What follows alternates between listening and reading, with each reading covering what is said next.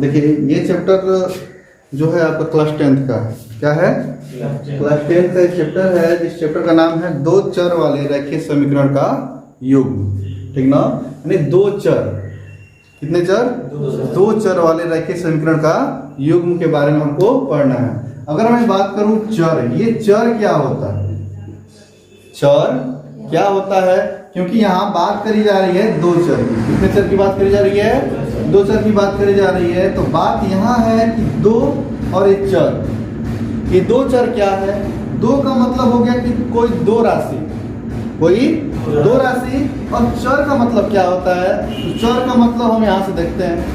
चर अगर हम इसे तोतले भाषा में लेके चले तो इसको हम कहते हैं, चर को हम पढ़ लेते हैं चल। क्या पढ़ लेते हैं? चल। तो चल का मतलब क्या हुआ? यानी वे भौतिक राशियां, वे भौतिक राशियां जिनका मान प्रत्येक स्थिति में क्या होता है? बदलता रहता है। क्या होता रहता है? बदलता रहता है। ठीक है? यानी यहाँ x है, ठीक ना, y है, z है, या a to z कोई भी अक्षर हो, ये सब किस में आएंगे? चर में आएंगे। किस में आएंगे? चर में आएंगे। क्लियर है? कोई डाउट नहीं। तो हमें दो चर, जैसे दो चर का मान लीजिए कोई भी इसमें से दो ले लीजिए, यानी a से लेकर z तक कोई भी दो अक्षर को क्या कर लीजिए? लेटर को ले लीजिए, तो वही दो चर हो जाएंगे। जैसे x और y अगर हम लेके चले, क्या लेके चले? x और y लेकर हम चले तो दो चर हो जाएंगे, यानी एक x हो गया और एक y, यानी यह एक चर और यह एक चर। कितने चर हो गए? दो चर हो गए। इतना क्लियर हो गया? ठीक ना? तो दो चर, यही हमारे चैप्टर का नाम है कि दो चर वाले रैखिक समीकरण युग्म। ठीक ना? अब रैखिक समीकरण क्या होता है? रैखिक क्या समझ रहे हैं? रेखा। रेखा समझ रहे हैं ना? यानी लाइन का समीकरण क्या होता है? ठीक है? तो लाइन का समीकरण शायद आपने पढ़ा होगा कि x + 2 = 0, यानी ऐसा मान रखने पर जो दोनों क्या हो जाए? आपस में बराबर हो जाए। ठीक ना? यानी x + 2 = 0। यानी ऐसे करें कि अगर यहाँ हम ऐसा अंक रखें जो इधर भी क्या हो जाए? इधर 0 तो इधर भी 0 हो जाए। अगर इसका वैल्यू हम निकालते हैं तो ये लिखते हैं x = 0 - 2, तो ये हो जाएगा x = -2। अगर x का मान इसमें रखते हैं तो x का मान कितना आया? -2 और +2 है बराबर 0। तो -2 और +2 बराबर, जब 0 होता है तो -2 और +2 क्या हो जाएगा? घट जाएगा। जब घटेगा तो क्या हो जाएगा? 0 = 0। यानी हम ये कह सकते हैं कि रैखिक समीकरण में क्या होता है कि दोनों पक्षों को क्या कर देना होता है? बराबर बराबर हल निकले। ठीक ना? तो यही चीज है आज हम पढ़ेंगे कि दो चरों में रैखिक समीकरण युग्म क्या होते हैं। ठीक है? तो कह रहे कि समीकरण ax + by + c = 0, जहां a b c वास्तविक संख्याएं हैं, a तथा b दोनों शून्य नहीं है। दो चरों x तथा y में रैखिक समीकरण कहते हैं। ठीक ना? यानी समझने का प्रयास करें कि समीकरण दिया हुआ है। क्या दिया हुआ है? समीकरण। अब ये समीकरण क्या होता है? अगर मैं बात करूं समीकरण दिया हुआ है तो समीकरण क्या होता है? समीकरण से क्या तात्पर्य है? यानी देख रहे हैं कि यहाँ पे इतना के बराबर इतना है, इतना के बराबर इतना है। कोई जरूरी नहीं कि बराबर के उधर 0 होगा तभी समीकरण बनेगा। ठीक ना? आप चाहें तो जैसे ही एक प्लस ऐड हो गया, यानी कह सकते हैं कि जैसे में x है और हमको समीकरण बनाना है तो x + y, ये भी एक समीकरण हो गया। यानी दो पद जिसमें मिल गए वो क्या कहलाते हैं? समीकरण। ठीक ना? यानी समीकरण का समीकरण, समीकरण, यानी सभी प्रकार के जो करण होते हैं, हल जो होते हैं, वही निकालने के लिए समीकरण नाम का प्रयोग किया जाता है। अब चलते हैं आगे। अब बात यहां पे ये हो रही है कि जहां a तथा b दोनों शून्य नहीं है, ठीक ना। अब बात कर रहे हैं कि a तथा b दोनों शून्य नहीं है, ये क्या फंडा है? a तथा b दोनों शून्य नहीं है, ये क्या फंडा है? तो हम देख रहे हैं कि a कहां है और b कहां है। आइए हम इस समीकरण में चलते हैं, ठीक ना। इस समीकरण चलते हैं, इस समीकरण चलते हैं कि क्या इसमें a कहां पे है। तो इसको हम अगर बाहर लिख लें, यहां पे आसानी से कर लें, ax plus by plus equal 0, equal 0। कितना हो गया? कोई डाउट? कोई डाउट नहीं है। अब देखिए यहां से निकल के आ रहा है ये a निकल गया, यहां से निकल के आ रहा है b, ठीक ना, और यहां से निकल के आ रहा है c, ठीक ना। दूसरी भाषा में और हम समझने का प्रयास करें, दूसरी भाषा में, तो हम कह सकते हैं कि a b c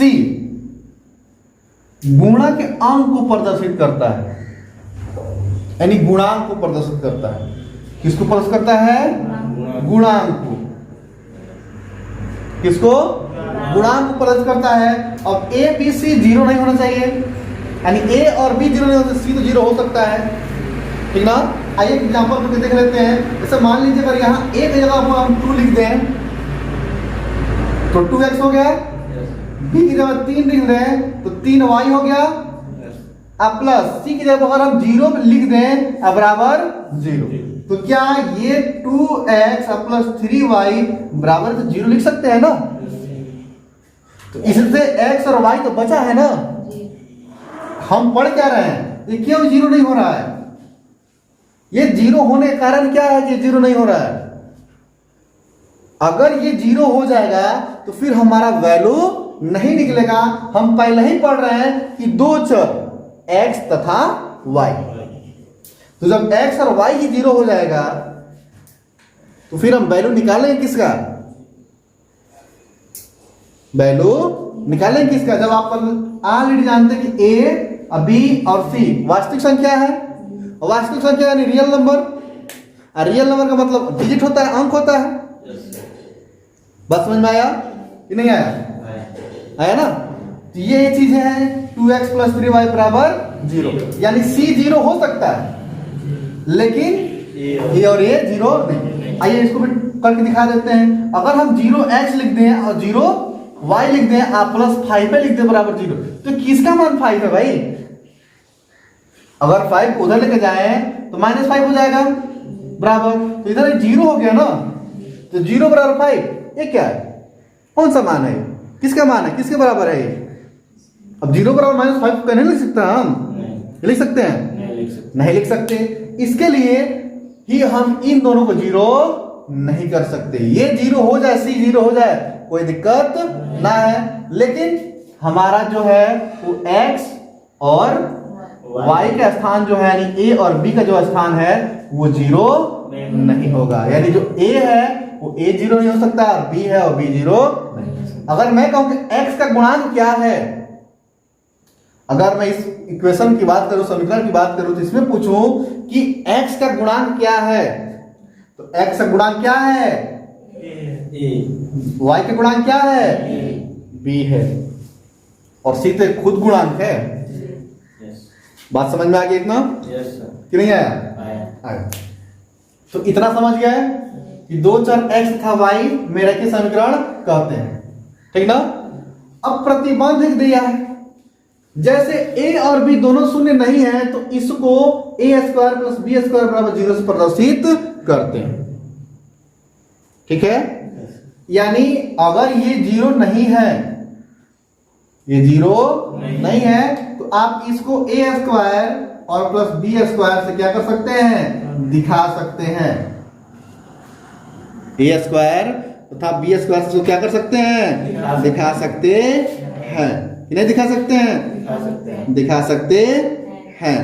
क्लियर है? कोई डाउट? हाँ, ठीक है। आगे बढ़ते हैं।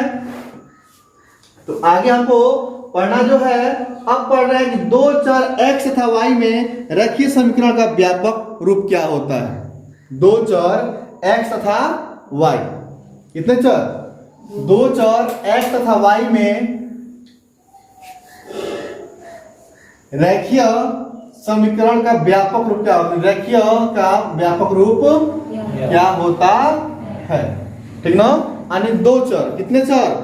दो चर। अब दो चर कौन कौन से हैं? तो दो चर x तथा y का रेखीय समीकरण का व्यापक रूप क्या होता है, ठीक है। दो चर x तथा y का रेखीय समीकरण का व्यापक रूप क्या होता है, ध्यान से देखना इसको, ठीक है। अब इसमें सेम कंडीशन यही हम लेके आएंगे, क्या लेके आएंगे? यही लेके आएंगे, ठीक है। अब व्यापक रूप में दो चर वाले जो है रेखीय समीकरण, इसमें व्यापक रूप क्या होते हैं? बदल जाते हैं, ठीक ना। जैसे ax plus by plus c बराबर 0, ठीक है। लेकिन जैसे ही इसमें इक्वेशन बढ़ेगा, यानी समीकरण जब बढ़ेगा तो क्या करेंगे हम? अब देखिए इसी को हम कन्वर्ट करते हैं, इसी को लिखते हैं ax plus by plus c equal 0, clear है। लेकिन जब ये बढ़ जाए, अगर एक समीकरण है यहाँ पे, अगर दो समीकरण आ जाए, कितना समीकरण आ जाए? दो समीकरण आ जाए, तो दो समीकरण को हम कैसे सॉल्व करेंगे?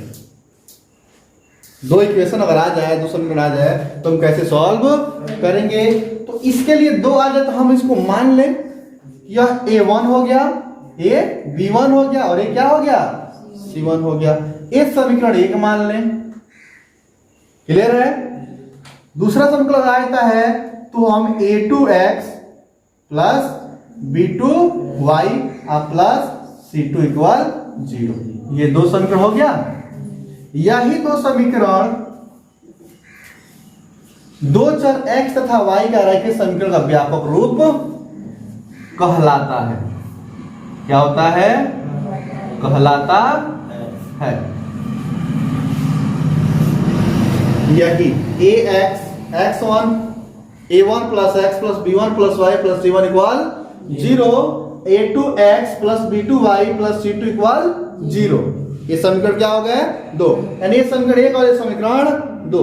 यही जो है हमारा, जैसे मान लीजिए क्वेश्चन ही मान लीजिए कि 2x हो गया plus 3y plus 3 equal 0, clear है। यहां 5x plus 6y plus 2 equal 0। हम कहें कि हमको x तथा y का मान बताइए, x तथा y का मान बताएं, क्लियर। तो कैसे निकलेगा x तथा y का मान? हमको तो कुछ पता है नहीं। देख रहे हैं कि यहाँ ऊपर 2x है, नीचे 5x है, अगर घटाते हैं फिर भी इन दोनों का मान बच ही जा रहा है, फिर निकालें कैसे? तो इसके लिए हम एक पद को गायब कर दें तो दूसरा पद निकल जाए, ठीक ना। जिसको हम शॉर्ट में और कहें, और इस मेथड की बात करें तो विलोपन कह सकते हैं, विलुप्त हो जा रहा है। विलोपन विधि से इन समीकरण का हल हम विलोपन विधि से अगर निकालते हैं तो क्या करेंगे? विलोपन विधि में, तो विलोपन विधि में क्या होता है कि एक पद को क्या करना पड़ता है? गायब करना पड़ता है। जैसे अगर मैं यहां कहूं कि माइनस कर दो, तो ये भी माइनस हो जाएगा, ये भी माइनस हो जाएगा, ये भी माइनस हो जाएगा, हो जाएगा। तो अगर मैं इसको माइनस करके घटा रहा हूं तो देख रहा हूं ऊपर 2x है, नीचे 3x है, 5x है, तो 3x बच गया माइनस में। माइनस में 3y बच गया और माइनस में यानी प्लस में 1 बच गया, फिर भी तो मान वही रह जा रहा है। हमें तो मान चाहिए x तथा y का। तो हम ऐसा काम करें जिसको गायब करना है उसके गुणांक को ही उठा लें। इस समीकरण 1 मान लें, इस समीकरण 2 मान लें। तो जिसको गायब करना है, ठीक ना, जिसको क्या करना है, गायब करना है, उसी को मान लें। क्लियर है? Yes sir. तो अब इसको सॉल्व करने के लिए अगर मैं इसके गुणांक को उठाऊं, इसके गुणांक उठा के इस समीकरण से कर दूं, इसके गुणांक उठाकर इस समीकरण से कर दूं, तो साइन हो जाएगा, इक्वल हो जाएगा दोनों।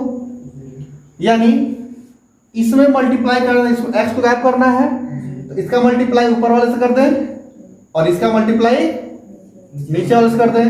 तो हमारे पास क्या बन के आ जाएगा, 5 2 जा 10x आप प्लस 5 3 जा 15y आप प्लस 5 3 जा 15, है ना, इक्वल 0। जब 0 में 5 से मल्टीप्लाई करें तो कितना आ जाएगा, 0 ही होगा। अब 2 से 5 में करेंगे, 2 5 जा 10x और 2 6 जा 12y और 2 2 जा 4 इक्वल 0। अब देखिए गायब होने वाला टर्म दिखाई दे रहा है, माइनस कर दे तो ये गायब हो जा रहा है, ये ना बच रहा है, कितना बच रहा है 3y, और इसमें से 11 बच जा रहा है, हाँ, यानी 3y इक्वल 11। तो y का मान कितना आ गया, 11/3। और इसी y का मान उठाकर किसी में भी रख दें, चाहे पहले समीकरण में रखें चाहे दूसरे में रखें, तो उसका मान क्या हो जाएगा, आ जाएगा। क्लियर है? कोई डाउट? तो ऐसे इसको करना, ठीक है। चलिए एक क्वेश्चन सॉल्व करते हैं, एक क्वेश्चन सॉल्व करके देखते हैं क्या सच में ऐसा हो पा रहा है या नहीं हो पा रहा है, ठीक है।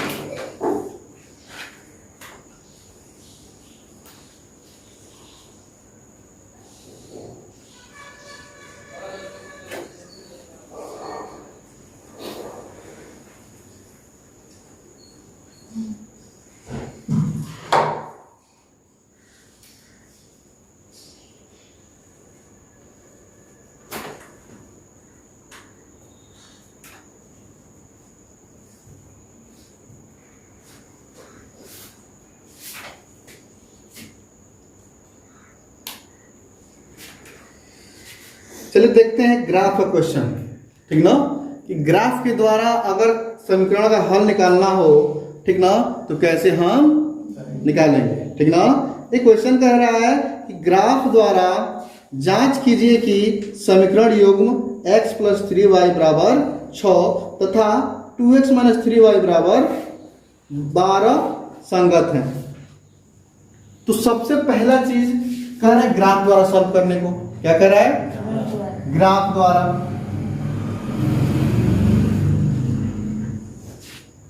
ग्राफ द्वारा चल सीखते हैं आज की ग्राफ के द्वारा हम समीकरण का हल कैसे निकालते हैं। जैसे कि इक्वेशन दिया हुआ है x + 3y = 6, x + 3y = 6, यानी x + 3y = 6। एक समीकरण दिया हुआ है। अब इस समीकरण में हमको क्या करना है, ग्राफ के माध्यम से बताना है, ठीक ना, कि इनका जो हल है वो क्या होगा। क्लियर है? तो मैंने अभी आपको बताया कि हमें एक ऐसा चीज रखना है, ऐसा अंक रखना है कि यहां रखने पर ये दोनों आपस में क्या हो जाए, मिल जाए, बराबर हो जाए। ठीक है? तो वही चीज रखेंगे हम। तो दो बॉक्स बना ले। कितने बॉक्स बना ले? दो बॉक्स बना ले। एक बॉक्स x वाला और एक बॉक्स y वाला। क्लियर है? अगर हम x का मान क्या रखते हैं, 0 रखते हैं, ठीक ना, यानी x बराबर क्या रखते हैं, 0 रखते हैं, तो y का मान क्या आएगा? अगर x बराबर क्या रखते हैं, 0 रखते हैं, तो y का मान क्या आएगा? तो आइए चेक कर लें। यानी 0 प्लस 3y इक्वल 6, तो y बराबर क्या हो जाएगा, 6/3 यानी 2। तो y का मान कितना आ गया, 2। यानी x का मान अगर इसमें 0 रखते हैं तो इसमें कितना आ जाएगा, 2 आ जाएगा। ठीक है? अगर हम इसमें x का मान 1 रखते हैं, क्या रखते हैं, 1 रखते हैं, तो इसके बराबर आना चाहिए, ठीक ना, क्योंकि ये जो 2 है, अगर 2 से मल्टीप्लाई करा जाए, 3 दूनी 6 और प्लस 0, तो 6 बराबर 6 हो गया ना। अगर हम 1 रखते हैं x बराबर कितना, 1, फिर 2 आ जाएगा यहाँ पे। यानी अगर x बराबर अगर हम 1 रखें, ठीक ना, तो 1 प्लस 3y बराबर 6 है ना। यानी इधर चला जाएगा तो y बराबर क्या हो जाएगा, 5/3 हो जाएगा, है ना। तो 5/3 हो जाएगा। फिर ये बट्टा में आ लेने का आंसर, है ना। तो बट्टा में थोड़ा दिक्कत होने लगता है आप लोगों को, तो बट्टा में करने की आवश्यकता नहीं है। इसलिए हम पूर्ण नंबर अगर रखें, अगर यहाँ 2 रखें तो 4 हो जाएगा, फिर भी नहीं कटेगा, ठीक ना। तो इसके मल्टीपल के रूप में रखते हैं, इसके मल्टीपल के रूप में, 3 के मल्टीपल के रूप में रखते हैं, तो देखते हैं क्या आता है। तो अगर हम 3 के मल्टीपल x बराबर क्या रख दें, 3 रख दें, तो x बराबर 3 हो जाएगा, यानी x प्लस 3 y बराबर 6। तो ये क्या हो जाएगा, 3y बराबर 6 माइनस 3, तो y बराबर क्या हो जाएगा, 3 हो जाएगा, 3 हो जाएगा। अब y बराबर क्या हो जाएगा, 3/3 कट गया, ये पूर्ण नंबर आया। यानी यहां पे हमने क्या रखा, अगर 3 रखे तो यहां कितना आ गया, 1 आ गया। क्या ये बात समझ में आया कि नहीं आया? आया। और आगे बढ़ाने का प्रयास करें, ठीक ना। तो अगर इसी चीज को और आगे एक्सपेंडेड करें, हम एक्सपेंड करें, ठीक ना, तो जैसे हमने माना है कि y बराबर क्या, 3 के बाद अब क्या आता है, 6 आ जाएगा। मल्टीपल में जब चलेंगे तो 6 आ जाएगा। तो 6 अगर रखते हैं तो यहाँ 6 हो गया, 6 हो गया ना। तो यहाँ 6 हो गया, तो 6 प्लस 3y बराबर 6, तो 6 से कैंसिल हो गया, तो 3y बराबर 0 हो गया, तो y बराबर 0/3, ये हो गया आपका 0, है ना। तो y बराबर क्या रखें यहाँ पे, 6 और x बराबर 6 रखेंगे, तो y बराबर क्या हो जाएगा, 0 हो जाएगा। क्या हो जाएगा, 0 हो जाएगा। बात समझ में आया? क्लियर? कोई डाउट? अब ये बन गया आपका x प्लस 3y, ये रेखीय हो गया, हो गया ना। यानी यहां से देखिए x का मान क्या है, 0 है, और y का मान क्या है, 2 है। दोनों प्लस प्लस में आ रहे हैं ना, दोनों किस में आ रहे हैं, प्लस प्लस में आ रहे हैं। तो अगर हम ग्राफ पे दिखाएं, इसको किस पे दिखाएं, ग्राफ पे दिखाएं, तो शायद ग्राफ ये होता है, ऐसा ही ग्राफ होता है ना। ये आपका x डैश लाइन है, ये y डैश लाइन है ना। हमारे पास एक वैल्यू निकल के आया है 0, 2, एक वैल्यू निकल के आया है 3, 1, और एक वैल्यू 6, 0। कितना निकल के आया है, इतना निकल के आया कि नहीं का है? इतना निकल के आया है। तो बात करते हैं अब हम किसको दिखाएंगे कैसे। तो मैंने कल आपको पढ़ाया था कि सबसे पहले चिन्ह को देखते हैं, चिन्ह को देखते हैं। इन दोनों का चिन्ह क्या है? प्लस प्लस है, यानी प्रथम तो दशांश में आएगा, इसमें आएगा। क्लियर? अब देखा कि x क्या है, तो x का मान 0 है, यानी x यहीं पे स्थित है। और y का मान क्या है? 2 है, यानी y ये वाला लाइन है, यानी ये 2 लाइन यानी यहां आया, यानी इसी को इसी पे दिखा देंगे कि ये 0 का मान 2 यहां पे है। क्लियर? दूसरा वैल्यू है कि 3 आया और 1 आया, यानी x का मान कितना आया? 3 और y का मान 1। तो x इसमें भी देख रहे हैं, चिन्ह देख रहे हैं, पहले दोनों क्या है? प्लस है, यानी ये भी इसी में आएगा। तो 3 लाइन 1 2 3 लाइन चला, तो 3 यहां हो गया और 1 y का मान है, तो इसको 1 माने हैं ना हम लोग, 1 माने हैं। ठीक है, तो 1 माने तो यहां से यहां इसको क्या कर देंगे? मिला देंगे, और यही लाइन क्या कहलाएगा? 3 1। क्या ग्राफ पे समझ में आ रहा है इसे कि नहीं आ रहा है? अब 6 0 है, x का मान कितना है? 6 है, और y का मान क्या है? 0 है, यानी ये लाइन में पर आएगा, ये भी इसी में आएगा। तो 6 3 4 5 6, यानी 6 यहां पे आ रहा है, तो यहीं पे क्या हो जाएगा? 6 का मान 0 हो जाएगा। ठीक ना? इसका हल यही निकल के आ रहा है। कोई डाउट है? कोई डाउट है? कोई डाउट नहीं है। ठीक है, तो हम ऐसे क्या दिखा सकते हैं कि नहीं दिखा सकते हैं? दिखा सकते हैं। ओके, ऐसे ही अगर दूसरा समीकरण दे दे तो दूसरा समीकरण भी ऐसे ही क्या कर देंगे हम लोग? सॉल्व कर देंगे। क्लियर? उसको भी ऐसे ही क्या कर देंगे? दिखा देंगे। तो यहां तक कोई डाउट नहीं? ओके, चलिए।